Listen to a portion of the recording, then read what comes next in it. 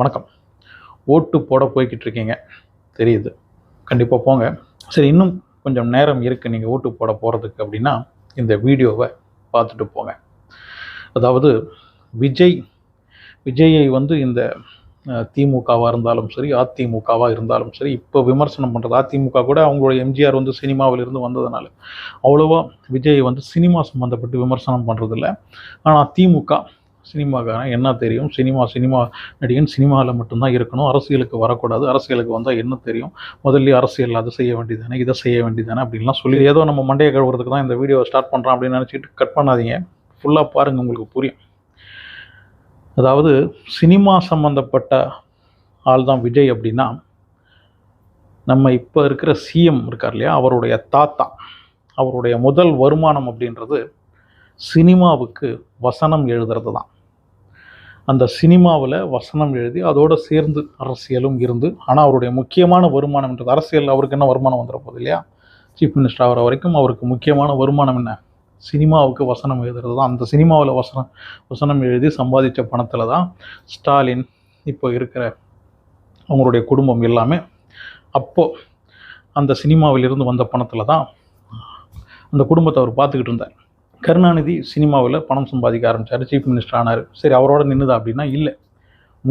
நம்ம chief minister Stalin அவரும் சினிமாவில் நடிச்சிருக்கார். அவருடைய பையன் இந்த ரெட் ஜெயிண்ட் கம்பெனி ஆரம்பித்தாங்க. இந்த ரெட் ஜெயிண்ட் அப்படின்ற கம்பெனி இருக்கு இல்லையா, அது சினிமா கம்பெனி தானே, அதுவும் சினிமாவை தானே எடுத்துக்கிட்டு இருக்காரு. அதுக்கப்புறம் அருள்நிதி, இந்த மாதிரி அந்த குடும்பத்திலிருந்து, அதாவது தாத்தா கருணாநிதியிலிருந்து இப்போ இருக்கிற உதயநிதியுடைய மகன் இன்பநிதி, மொத்த குடும்பமும் கிட்டத்தட்ட 15 பேர்கிட்ட சினிமா சம்மந்தப்பட்ட தொழில் தான் பண்ணிக்கிட்டு இருக்காங்க. அதில் இருந்து தான் சம்பாதிச்சுக்கிட்டு இருக்காங்க. நம்ம deputy chief minister Udhayanidhi Stalin அவர் முதலாக ரெட் ஜெயிண்ட் அப்படின்னு ஒரு கம்பெனி ஆரம்பிக்கும் போது அவருக்கு ஒரு ஹீரோ, முக்கியமான ஒரு ஹீரோ வேணும், அந்த கம்பெனியை பிரபலப்படுத்தணும். அதுக்கு என்ன பண்ணார்னா, விஜயை ஹீரோவாக போட்டு தான் அவருடைய ஃபஸ்ட்டு படத்தை தயாரித்தார். அப்போ அவருக்கு விஜய் தேவை அந்த கம்பெனி வளர்கிறதுக்காக. இப்போது நல்லா பயன்படுத்திக்கிட்டு இப்போ விஜய் தேவையில்லை. இப்போது விஜய் சினிமா சம்மந்தப்பட்டவர், உதயநிதி சினிமா சம்மந்தப்பட்டவர் இல்லை. உதயநிதியுடைய மனைவி கிருத்திகா சினிமா சம்மந்தப்பட்டவங்க இல்லை. இப்போ உதயநிதியுடைய பையனும் இந்த ரெட் ஜெயிண்ட்டை டேக் ஓவர் பண்ணியிருக்கிறதா ஏதோ கேள்விப்பட்டிருக்கேன். ஸோ இப்படி மொத்த குடும்பமும் அரசியலில் இருந்தாலும் பணம் ஃபுல்லாக வர்றது சினிமாவில் இருந்து தான். அதாவது அரசியலில் இருந்துக்கிட்டு சினிமா சம்மந்தப்பட்ட தொழில் செய்யலாம், ஆனால் சினிமாவிலேருந்து அரசியலுக்கு வரக்கூடாது. அவங்க தாத்தா, அவங்க குடும்பம், அவங்க மட்டும்தான் சினிமாவில் ஏதாவது பண்ணணும். மற்றபடி சினிமாவிலேருந்து ஒரு ஹீரோ அரசியலுக்கு இனிமேல் வரக்கூடாது. இதுதானே இவங்களுடைய முடிவு. உங்களுக்கு தெரியும், கொஞ்சம் வருஷத்துக்கு முன்னாடி அஜித்தை எப்படி இந்த கருணாநிதி குடும்பம் மிரட்டினாங்க. அவரே மேடையில் சொன்னார் இல்லையா, அது அவர் மேடையில் சொன்னது நான் பொய்யா சொல்லியிருப்பார். அந்த நேரத்தில் அப்படி அஜித்துக்கு சொல்ல வேண்டிய அவசியம் என்ன? அஜித்தை பற்றி நம்ம எல்லாருக்குமே தெரியும் எந்த அளவுக்கு தேவைன்னா மட்டும்தான் பேசுவார். அப்போ அந்த மேடையில் என்னை மிரட்டுறாங்க, இங்கே வர வைக்கிறாங்க அப்படின்னா, அந்த நேரத்திலே அஜித் டாப் ஸ்டார், அவரையே மிரட்டுறாங்க அப்படின்னா அந்த திமுக, அதாவது கருணாநிதி இருக்கிற நேரத்தில். இப்போ அதை விட பெரிய பெரிய கில்லாடிங்கெல்லாம் இருக்கிற கட்சி. விஜய் அஜித்தை தாண்டி 2வது கட்டத்தில் இருக்கிற ஹீரோஸ் எல்லாம் இன்னும் மிரட்டாமல் இருந்திருப்பாங்க அப்படின்னு நினைக்கிறீங்களா? மிரட்டி தான் வச்சுருக்கிறாங்க. அப்படி மிரட்டி வச்ச சில நடிகர்கள்லாம் ஒருத்தர் தான் நம்ம சத்யராஜெல்லாம். மேலே பயங்கரமாக வாயில் பேசுகிறாரு பாருங்க, திமுகவை தவிர மற்ற எல்லா ஓட்டும் யாருக்கு போட்டாலும் அது விசிலுக்கு போட்டாலும் தாமரைக்கு தான் போகும் அப்படின்னு. அதாவது வாயில் தைரியமாக பேசுது, கீழே சத்யராஜுக்கு கால் நடுங்குது. ஏன்னா அப்படி பேசலன்னு வச்சுக்கோங்க, இவரால் வீட்டுக்கு போக முடியாது. அப்படி மிரட்டி வச்சுருக்கிறாங்க. விஜயுடைய கட்சியில் எத்தனை பேர் சினிமா சம்மந்தப்பட்டவங்க இருக்காங்க, இல்லைனா டிஎம்கேல எத்தனை சினிமா சம்மந்தப்பட்டவங்க இருக்காங்கன்னு பாருங்கள். மொத்தமாக அவங்க குடும்பத்தில் தான் இருக்குது. அவங்க குடும்பத்தை தாண்டி போஸ் வெங்கட், பிரகாஷ்ராஜ், சத்யராஜ், இந்த மாதிரி அப்புறம் வாகை சந்திரசேகர் அப்படின்னு சினிமா மொத்தமாக அவங்க கையில் தான் வச்சுருக்கிறாங்க. அப்படி ஒரு வேளை சப்போர்ட் பண்ணலன்னா மிரட்டுவாங்க, மிரட்டி அவங்கள பணிய வைப்பாங்க. இதை தான் அவங்க பண்ணிக்கிட்டு இருக்காங்க. விஜயை எப்படி போயிருந்து எத்தனை பேர் இன்டர்வியூ கொடுத்துருந்தாங்க விஜய் கட்சி ஆரம்பித்து இந்த எலெக்ஷனை சந்திக்கிற வரைக்கும். ஆனால் சந்திக்கிறதுக்கு முன்னாடி விஜய் கட்சி ஆரம்பிக்கிற வரைக்கும், அதுக்கப்புறம் மொத்தமாக எல்லா நடிகர்களும் ஒதுக்கிட்டாங்க. பார்த்தீங்களா, யாரும் விஜயை பற்றி அதிகமாக பேசுகிறதே இல்லை. 1-2 பேரை தவிர, இந்த ஜெய் அந்த மாதிரி கொஞ்சம் பேர் தான். மற்றவங்களுக்கெல்லாம் பேசணும்னு ஆசை இல்லாமல் யாருக்கு மிரட்டி வச்சுருக்கிறாங்க. உயரத்தில் இருக்கிற நடிகர்கள்லாம் இருக்காங்க பாருங்கள், அவங்கெல்லாம் பயத்தில் இருக்கிறாங்க. இவங்க மிரட்டி வச்சுருக்கிறாங்க.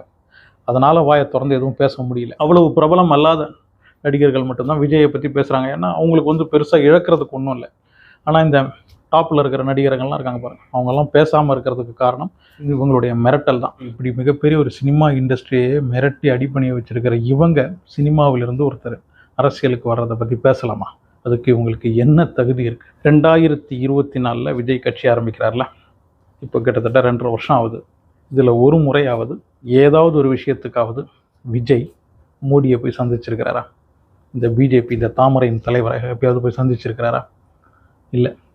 ஆனால் இந்த 2.5 வருஷத்தில் ஸ்டாலினும் இபிஎஸும் எத்தனை முறை மோடியை போய் சந்திச்சிருக்கிறாங்க? சரி, ஒரு பிரைம் மினிஸ்டர் அதனால் போய் சந்திச்சார் அப்படின்னா இங்கே வரும்போது மட்டும் எதிர்த்துட்டு அங்கே போய் சந்தித்து அங்கே போய் பேச வேண்டிய அவசியம் என்ன இருக்குது? அது இங்கே வரும்போதே பேச வேண்டியது தானே, தமிழ்நாட்டுக்கு வரும்போதே பேச வேண்டியது தானே.